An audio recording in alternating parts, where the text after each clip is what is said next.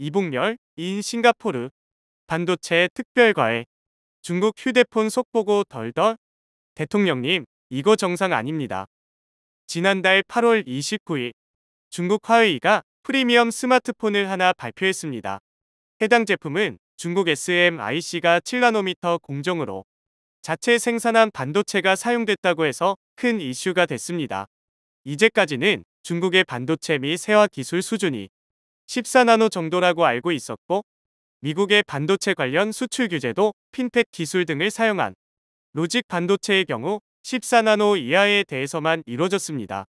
이런 상황에서 중국 반도체 회사가 7나노 공정을 사용한 반도체로 스마트폰을 만들어냈으니 미국의 규제와 상관없이 중국이 반도체 산업을 독자적으로 운영할 수 있는 수준이 된 게 아닌가 하고 다들 놀란 것입니다. 그래서 오늘은 대통령님께 SMIC가 개발에 성공한 7나노 공정 반도체가 뭔지, 화웨이의 새 스마트폰 출시가 과연 어떤 의미를 담고 있는지 설명을 하려고 합니다. 7나노 공정에 7나노짜리 회선은 없다. 일단 7나노 공정이라는 게 어떤 의미를 가지고 있는지부터 설명하겠습니다. 7나노미터를 설명하는 대부분의 언론은 반도체 속 미세 회로의 선폭이 7나노미터라고 표현합니다. 그렇다면 반도체 속 그 수많은 미세 회로 중 어느 것을 기준으로 할까요? 기술적인 내용은 빼고 최대한 쉽게 설명하자면 반도체는 수많은 트랜지스터를 작은 칩 위에 집적한 것인데, 그 개별 트랜지스터의 기본 구성이 소스, 드레인, 게이트입니다. 여기서 게이트의 최소 선폭을 기준으로 공정에 이름을 붙이는 겁니다. 하지만 그것도 옛날 이야기입니다. 지금 7나노 공정으로 개발한 SMIC 칩을 열어봐도 게이트의 선폭이 7나노가 아닐 겁니다. 실제 선폭은 이보다 더 큽니다. 반도체 업계에서 제품 개발 시 사용하는 14나노, 10나노, 7나노 모두 마케팅 용어일 뿐이니까요. 이런 오해 때문에 인텔 같은 경우는 자사의 공정 명칭에서 나노미터를 아예 빼기로 결정했습니다. 그냥 인텔 7이 되는 거죠. 반도체 업계에는 무어의 법칙이라는 게 있습니다. 인텔의 공동 창립자인 고든 무어의 주장으로 반도체의 성능이 약 2년마다 2배씩 좋아진다는 겁니다. 반도체의 성능이란 결국 같은 면적에 얼마나 많은 트랜지스터를 집어넣느냐 하는 건데, 트랜지스터를 2배 더 넣으려면 선폭을 약 30% 정도 줄이면 됩니다. 그래서 국제 반도체 로드맵 ITRS는 반도체 공정이 전 세대 대비 30%씩 계속 줄어드는 걸 기준으로 이름을 지어놨습니다. 그래서 14나노 다음이 10나노가 되고 10나노 다음이 7나노가 되는 겁니다. 하지만 기술의 발전으로 인해 선폭을 줄이는 것 외에 다른 방법으로도 성능이 크게 개선되기 시작했습니다. 소재를 바꾸거나 3D 설계를 한다는 식으로 말입니다. 그래서 실제 선폭이 30% 줄지 않아도 성능이 2배로 향상되면 10나노급, 7나노급이라고 해서 발표를 하는 겁니다. SMIC의 7나노 공정 반도체 역시 실제 회선폭이 7나노라는 게 아니라 타사의 7나노 공정 반도체와 비슷한 성능의 반도체라는 의미입니다. 2018년 애플이 발표한 아이폰 XS와 비슷한 성능을 낸다고 합니다. 이번에 애플이 발표한 아이폰 15가 TSMC의 3나노 공정을 이용한다고 하니 2세대 이상 뒤떨어진 기술입니다. 중국의 7나노 반도체 개발의 의미. 그러면 왜 SMIC의 7나노 반도체 개발에 미국이 민감하게 반응하는 걸까요? 그건 14나노 수준에서 중국의 반도체 개발을 멈추게 하려고 했던 미국의 각종 규제가 의미 없게 됐기 때문입니다. 10나노 이하의 첨단 반도체를 개발하기 위해서는 극저예선, EUV 노광 장비가 필수적이라 여겼습니다. 그래서 미국은 네덜란드 회사인 ASML에게 EUV 장비를 중국에 판매하지 못하게 했습니다. 하지만 중국은 ASML에 EUV 장비 없이도 7나노 반도체를 양산한 것입니다. 반도체의 여러 공정 중 핵심은 반도체 회선을 웨이퍼에 그리는 노광 공정입니다. 노광 공정의 발전이 곧 반도체 회로의 미세화와 직결됩니다.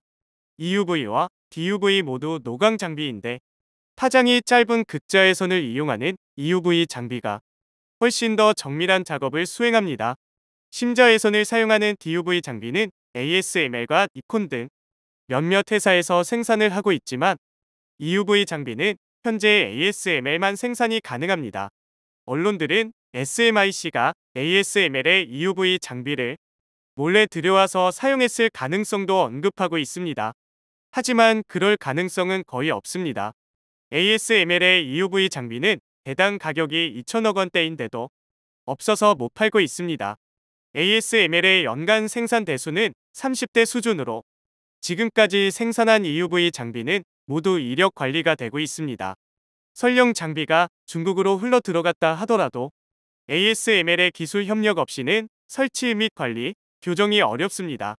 그렇다면 어떻게 EUV 장비 없이 7나노 반도체를 양산할 수 있는 걸까요? 간단합니다. 기존에 가지고 있던 DUV 노광 장비를 이용하면 됩니다. EUV 장비로 한 번에 작업할 걸 DUV 장비로 여러 번으로 나눠 작업하면 어느 수준까지는 미세회로 구현이 가능합니다. 이를 멀티 패터닝이라고 부르고 실제로 EUV 장비 도입 이전에는 이 방식을 많이 썼습니다. TSMC의 7나노 초기 제품 역시 DUV 장비로 멀티 패터닝하여 생산한 것입니다. 기존에 없던 기술을 사용한 게 아니라 기존에 있던 기술이지만 EUV 등장 이후 가성비 때문에 대체되었던 기술을 어쩔 수 없이 이용한 것일 뿐입니다. 7나노 제품 안에서도 특정 레이어만 EUV를 쓰고 선폭이 넓은 레이어는 DUV를 씁니다. 동일 조건에서 EUV 대신 DUV를 사용하면 노광 공정의 횟수가 2배에서 4배까지 늘어납니다.